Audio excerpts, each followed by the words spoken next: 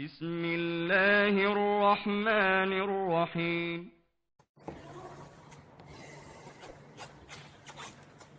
Assalamualaikum warahmatullahi wabarakatuh. Alhamdulillah, wassalatu wassalamu ala rasulillah. Segala puji dan puja kehadirat Allah subhanahu wa ta'ala. Juga salawat dan taslim kepada Nabi besar Muhammad sallallahu alaihi wasallam.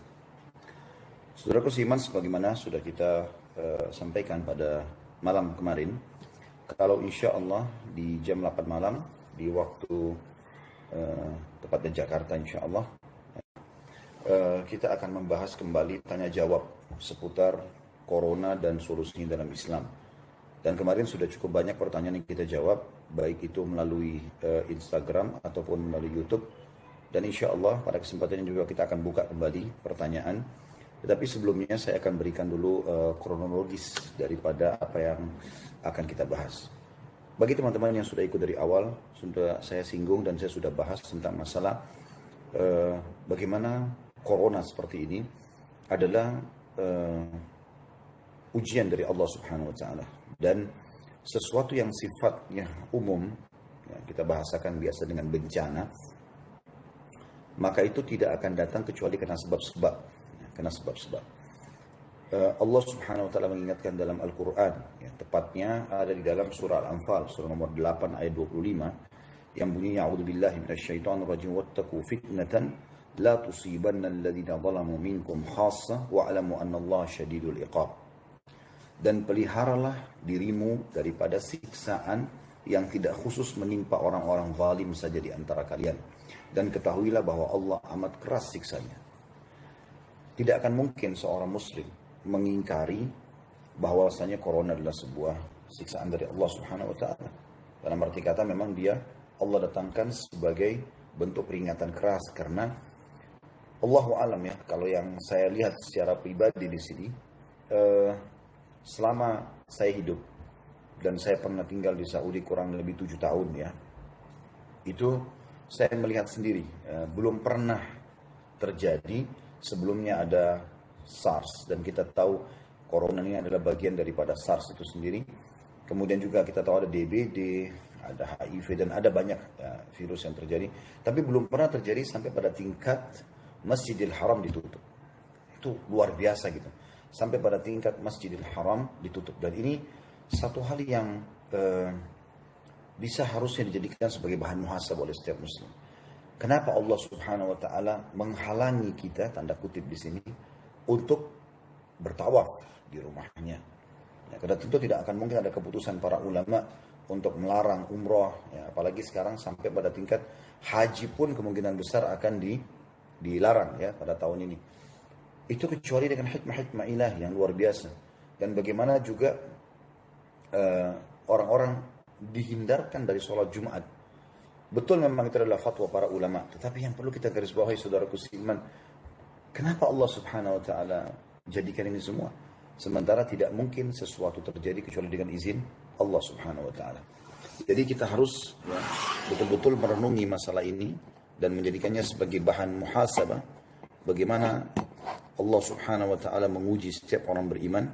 Jadi bukan hanya ujian untuk orang-orang kafir saja, tetapi semuanya Allah Subhanahu wa Ta'ala lagi uji dengan kejadian ini tentunya.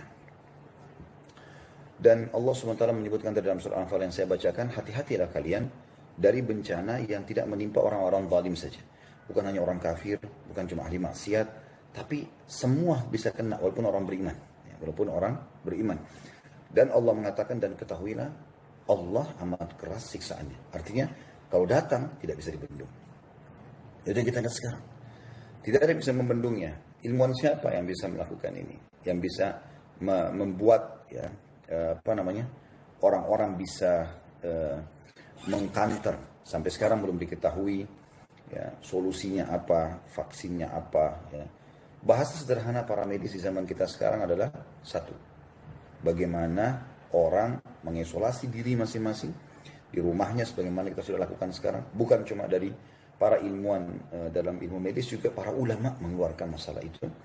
Sehingga sampai Jumat, sampai sholat berjamaah dianjurkan untuk mengosongkan masjid dan seterusnya, ya. Dan mereka tentu, saya sudah baca fatwa majelis ulama, saya sudah baca banyak fatwa-fatwa para ulama yang bisa dijadikan sebagai rekomendasi, itu ternyata luar biasa gitu. Mereka menyebutkan dalil-dalil yang sangat kuat tentang masalah ini. Cuma pertanyaannya, kenapa? Ada salah apa yang sedang kita lakukan ya? Semalam saya sempat jelaskan kalau ini adalah cobaan bagi kita orang beriman, terutama dalam menguji apakah kita beriman terhadap takdir Allah Subhanahu wa taala. Kita tahu teman-teman sekalian, salah satu rukun iman kita yang keenam adalah iman kepada hari kiamat. Iman kepada takdir baik dan takdir buruk. Dan itu Allah Subhanahu wa taala memerintahkan kita menerima sebagaimana kita sehat, kita makan enak, kita berpakaian yang nyaman, kita punya tempat tinggal atau apalah nikmat yang sedang Anda rasakan. Kita bisa menerimanya itu. Nah, kita juga dianjurkan sebagai seorang muslim bisa menerima apa yang Allah jadikan sebagai cobaannya. Ya. Tentu solusinya adalah sabar. Sebagaimana kalau nikmat adalah bersyukur. Tapi di sini ujian. Allah SWT uji.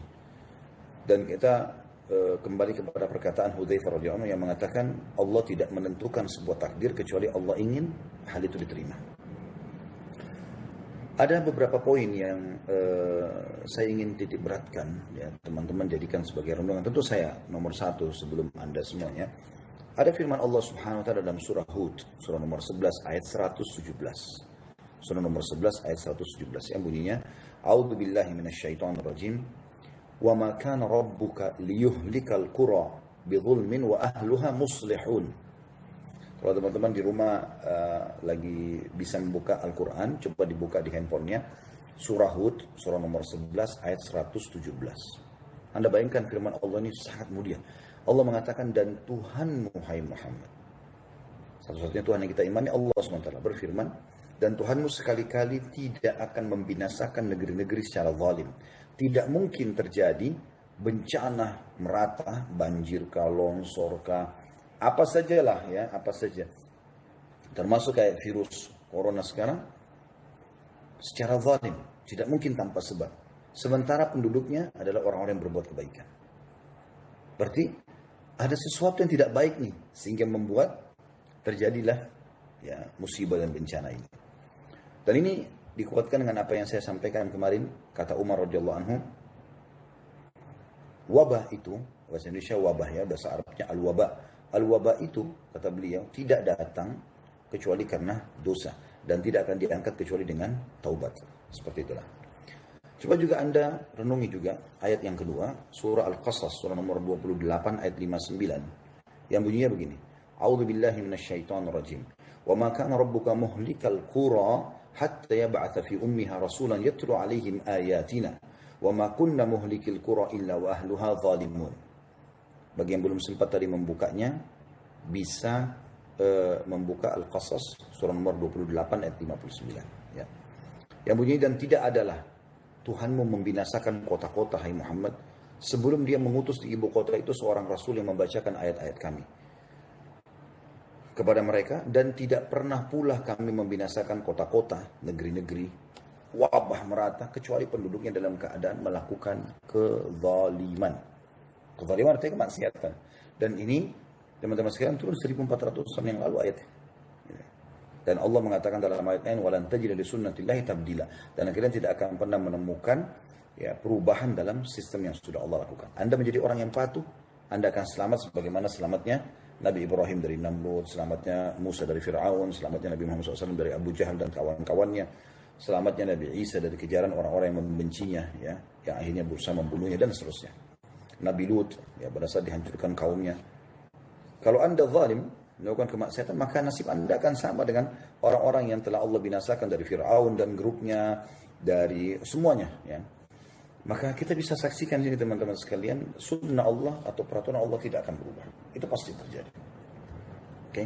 Berarti di sini ayat Al-Qasas menjelaskan kalau ada tidak akan terjadi masalah kecuali Allah sudah utus peringatan yang datang kepadanya. Seperti misalnya maling itu, pencuri, sebelum dia kepergok, digebukin sama orang sampai mati gitu kan, sampai mati misalnya, atau sampai patah tulang, sampai luka parah, pasti sebelumnya ada peringatan-peringatan yang datang. Seperti misalnya, mungkin sebelumnya ada yang lihat dia ya, mencuri.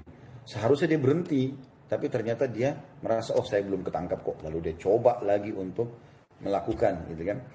Nah, kemudian yang kedua mungkin dia kepergok, tapi mungkin dia pikir hanya tonjokan sekali, mungkin hanya hinaan. Nah ini sebenarnya untuk dia berhenti, tapi ternyata terus aja dia melangkah. Akhirnya Allah SWT datangkan sesuatu yang lebih besar. Juga dalam surah surah Asy-Syu'ara. Asy-Syu'ara surah nomor 26 ayat 208. A'udzu billahi minasyaitonir rajim wa ma ahlakna min qaryatin illa laha mundzirun.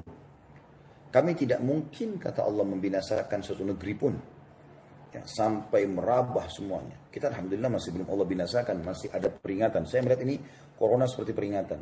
Kalau orang-orang tidak bertaubat, tidak kembali ke jalan Allah SWT, dan kita tidak tahu kesalahan apa yang masal yang sedang terjadi gitu kan.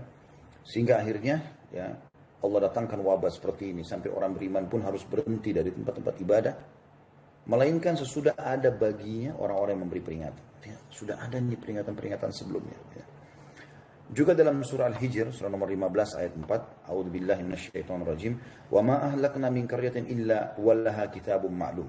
Dan kami tidak membinasakan sesuatu negeri pun melainkan ada baginya ketentuan masa yang telah ditetapkan. Artinya, kata ulama tafsir, sudah ada peringatan-peringatan sebelumnya yang harus dia sadari masalah itu. Tapi masalahnya dia tidak menyadarinya, dia tidak mau menyadari masalah itu. Jadi teman-teman, mohon maaf, di sini saya baca ada yang minta agar dimatikan komentarnya. Saya memang tidak mematikan komentar karena saya akan membaca pertanyaan dari situ, akhi dan ukhti. Ini hanya sekedar pembukaan saja dalam apa yang akan saya sampaikan, seperti itulah.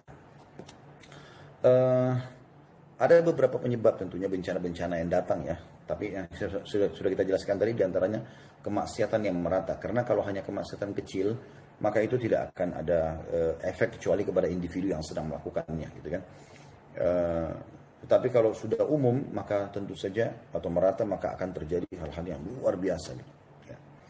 Baik teman-teman sekalian, kalau ada yang bertanya, apakah kalau Allah datangkan musibah seperti ini, orang-orang beriman juga akan ditimpa? Jawabannya tadi sudah. Tentu saja bisa saja kena, ya, bisa kena. Terutama bagi orang-orang yang tidak menjadikan ini sebagai peringatan. Ya. Allah tidak mungkin menggiring kita semua masuk ke dalam rumah kita, ya. Kemudian kita berkumpul dengan keluarga, kecuali untuk lebih mendekatkan diri kepadanya. Dan hampir semua ayat yang menjelaskan tentang umat-umat yang dibinasakan sebelum kita, itu bahasa Allah SWT, la'allahum yatadarra'un, supaya mereka itu kembali kepadaku, supaya mereka kembali. Maka ada pernah sebuah hadis yang disebutkan dalam hadis Bukhari. Kata Nabi SAW waktu Ummu Salamah bertanya, ya Rasulullah, anuhlik wa fina salihun, apakah kami bisa binasa sementara ada orang-orang salih di antara kami? Kata Nabi SAW, na'am, idza kathural khabath, iya, kalau kerusakan lebih banyak. Seperti itulah. Juga pernah dalam hadis Bukhari, Nabi SAW bersabda, kalau Allah mengutus Jibril ke satu negeri untuk membinasakan negeri itu, karena sudah terlalu melampaui pelanggaran-pelanggaran mereka. Dan ternyata Jibril kembali dan mengatakan, ya Allah, sungguhnya di sana ada hambamu fulan, orang saleh, gitu kan, yang ada. Maka kata Nabi, kata Allah SWT, mulailah siksaan adab dari orang itu. Karena dia tidak pernah menyeru kepada kebaikan, tidak pernah melarang dari kemungkaran. Jadi kalau kita pun sebagai seorang muslim, teman-teman, tidak bisa masuk surga sendiri. Kita harus bisa untuk berusaha untuk mengambil ma'ruf, mengingatkan orang dari perbuatan baik, dan yang ma'ruf adalah semua yang Allah anggap baik. Dan juga mungkar, ya, melarang dari kemungkaran, semua yang Allah larang itu namanya kemungkaran. Bismillahirrahmanirrahim.